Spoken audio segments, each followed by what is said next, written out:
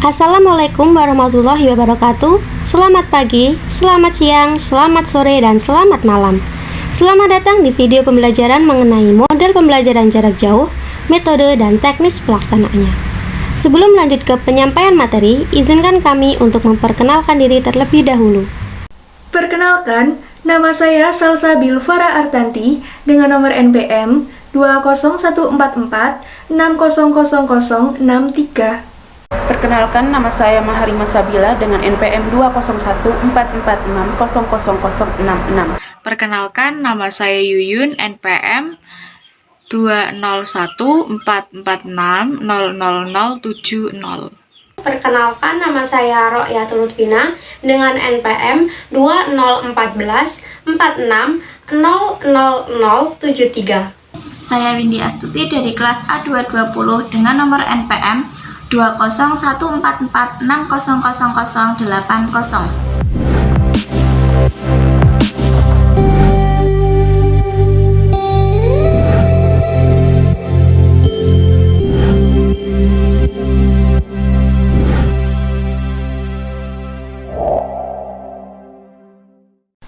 Yang pertama, ada pengertian pembelajaran jarak jauh. Apa itu pembelajaran jarak jauh? Jadi, pembelajaran jarak jauh merupakan pendidikan yang diajarkan dari jarak jauh tanpa adanya ruang kelas secara fisik. Secara historis, istilah pembelajaran jarak jauh utamanya terkait dengan program perguruan tinggi yang memungkinkan mahasiswanya belajar dari jarak jauh. Namun, untuk sekarang ini pembelajaran jarak jauh tidak hanya berlaku bagi mahasiswa saja, melainkan mulai dari sekolah dasar, sekolah menengah, dan sekolah atas. Terlebih, sekarang ini kondisi dunia berubah dikarenakan coronavirus mulai tahun 2020. Maka, seluruh peserta didik dan para pendidik di dunia menerapkan model pembelajaran jarak jauh. Sehingga, untuk sekarang ini, pembelajaran jarak jauh sudah tidak asing lagi di telinga para peserta didik dan para pendidik. Yang kedua, ada model pembelajaran jarak jauh. Pada kelompok kami menyebutkan 4 model pendekatan pembelajaran jarak jauh, dari daring penuh, hybrid A, hybrid B, dan luring penuh. Mari kita kulik satu persatu. Dari yang pertama, ada daring penuh. Daring penuh merupakan model pembelajaran yang menggunakan jejaring komputer, internet, dan perangkat lainnya guna mendukung pembelajaran, mulai dari penyampaian bahan ajar ataupun penugasan, interaksi pembelajaran, dan evaluasi pembelajaran. Yang kedua, ada hybrid A. Hybrid A merupakan model pembelajaran yang menerapkan jaringan komputer, internet, dan perangkat lainnya yang pada sebagian besar proses pembelajaran mulai dari penyampaian bahan ajar ataupun penugasan, interaksi pembelajaran, dan evaluasi pembelajaran. Namun, hanya sebagian kecil proses pembelajaran yang terlepas dari komputer ataupun internet.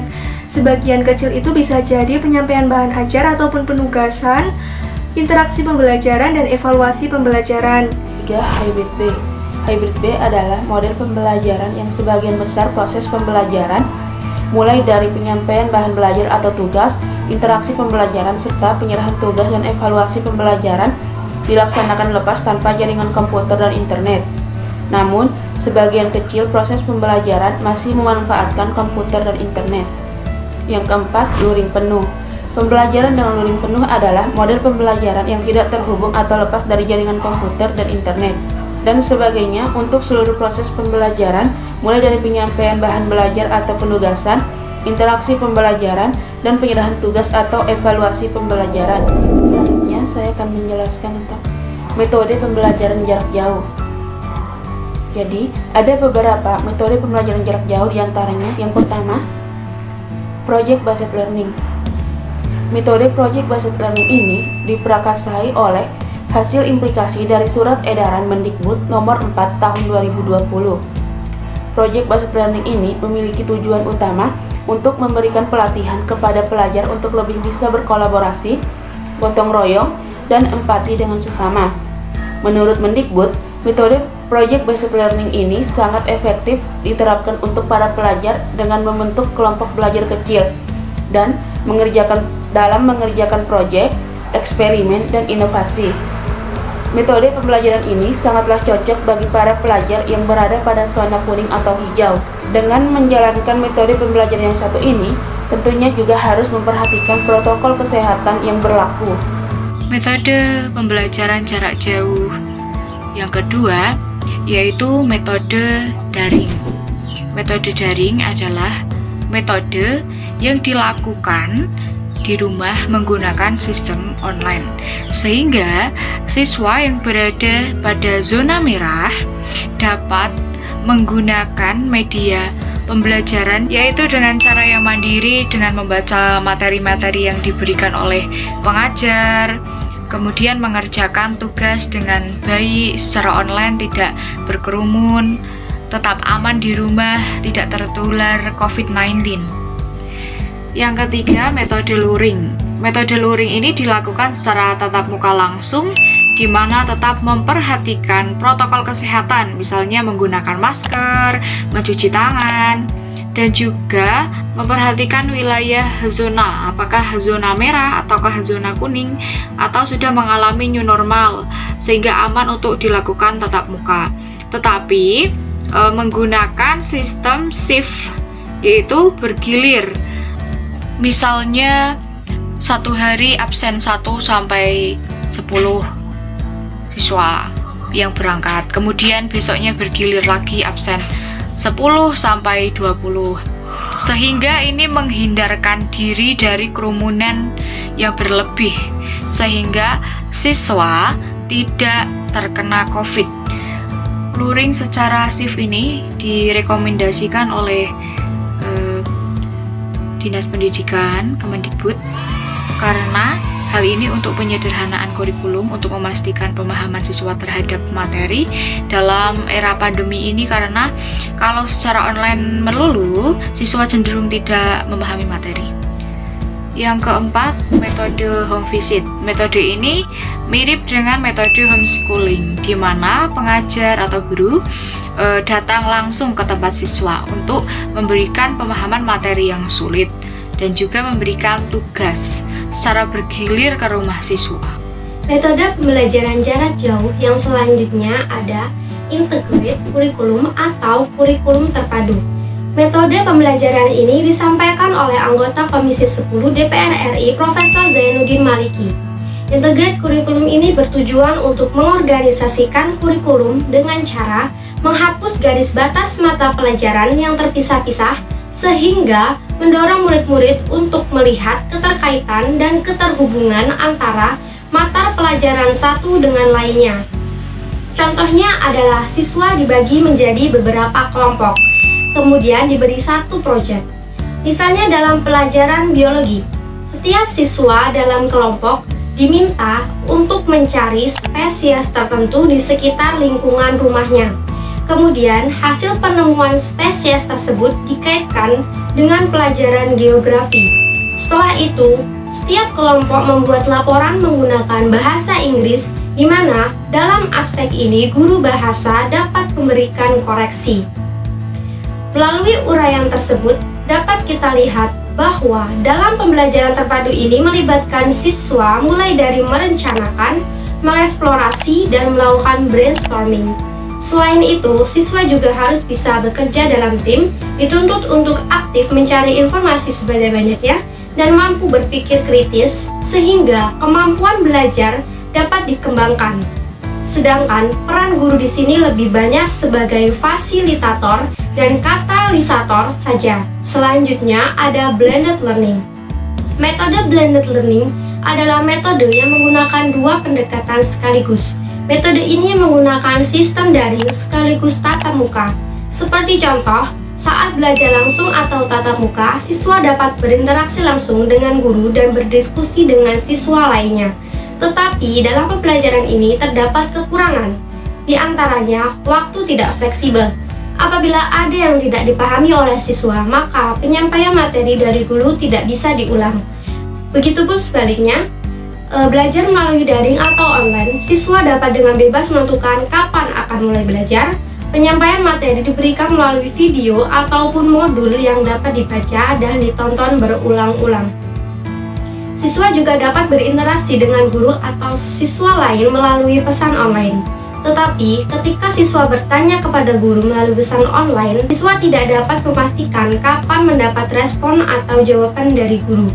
Blended learning menggabungkan dua metode tersebut untuk menutupi kekurangan pada pembelajaran lainnya. Dengan menggunakan metode blended learning, pelajar tidak harus setiap hari datang ke kelas. Belajar bisa dilakukan melalui internet, lalu 1 hari dalam 1 minggu ada pertemuan dengan guru di ruang kelas agar bisa berinteraksi langsung dengan guru. Apabila siswa belum paham dengan materi yang disampaikan, mereka bisa mengulang materi yang telah dikirimkan guru melalui via daring. Jika guru berhalangan hadir, maka guru dapat memberikan materi secara online.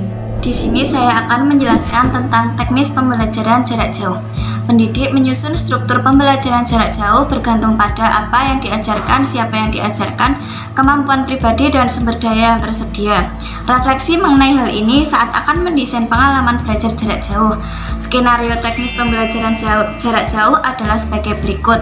1. Mengadakan kelas jarak jauh dan memastikan jadwal proses pembelajaran dilaksanakan. Alat untuk berkomunikasi satu sama lain, mempertimbangkan biaya, pola pelaksanaan secara serentak pada saat yang sama, atau asinkronus tidak pada saat yang sama, atau campuran keduanya. 2. Guru atau dosen memulai pembelajaran jarak jauh dengan memberikan informasi terkait penggunaan rumah belajar untuk pembelajaran, bisa menggunakan kelas maya seperti Google Classroom atau Teams, e-learning, dan lainnya. Pada tahap ini, pendidik menyampaikan informasi pada siswa atau mahasiswa untuk mempelajari terlebih dahulu tayangan video di rumah belajar dengan mengakses https://belajar.kemendikbud.go.id/ ataupun mengakses video di YouTube yang telah guru atau dosen buat. Buka fitur sumber belajar, pilih jenjang dan pilih kelas, dan temukan video yang akan dipelajari. Jika siswa atau mahasiswa kesulitan memilih video yang akan dipelajari, maka guru atau dosen bisa share link video dari rumah belajar atau share file yang sudah di-download terlebih dahulu. 3. Beri kesempatan kepada siswa atau mahasiswa untuk mempelajari terlebih dahulu video yang dipilih sesuai materi yang akan dipelajari dan berikan lembar kerja untuk panduan siswa atau mahasiswa. Siswa atau mahasiswa bisa dibuat kelompok untuk mempelajari materi di video dan dalam pengisian lembar kerja. Pada saat ini, siswa atau mahasiswa bisa berkolaborasi satu dengan yang lain dalam menemukan sebuah konsep yang akan dipelajari dan bisa berdiskusi dalam kelompok kecil. Untuk yang keempat, pada pertemuan berikutnya, jika memungkinkan untuk tatap muka menggunakan aplikasi seperti Zoom, Webex, Google Meet, atau Teams, maka pada kesempatan tatap muka ini dimanfaatkan oleh siswa untuk presentasi kelompok dan berdiskusi bersama guru terkait materi yang belum dipahami siswa atau mahasiswa selama belajar mandiri menggunakan video yang tersedia di rumah belajar. Jika tidak memungkinkan tatap muka dengan video conference, maka proses diskusi dilakukan di kelas maya atau grup WhatsApp. Yang kelima, pendidik dan peserta didik membuat simpulan terkait materi yang dipelajari dan guru pembuat penguatan. Yang terakhir, evaluasi hasil belajar dilakukan untuk mengetahui capaian tujuan pembelajaran. Antara lain, tes tertulis, lembar observasi pada saat diskusi, dan presentasi menggunakan video call jika memungkinkan. Mungkin itu saja penyampaian materi dari kelompok kami. Mohon maaf apabila ada kesalahan kata. Semoga penyampaian materi dari kami dapat bermanfaat dan menambah wawasan. Saya akhiri. Wassalamualaikum warahmatullahi wabarakatuh. Selamat pagi, selamat siang, selamat sore, selamat malam, dan sampai jumpa.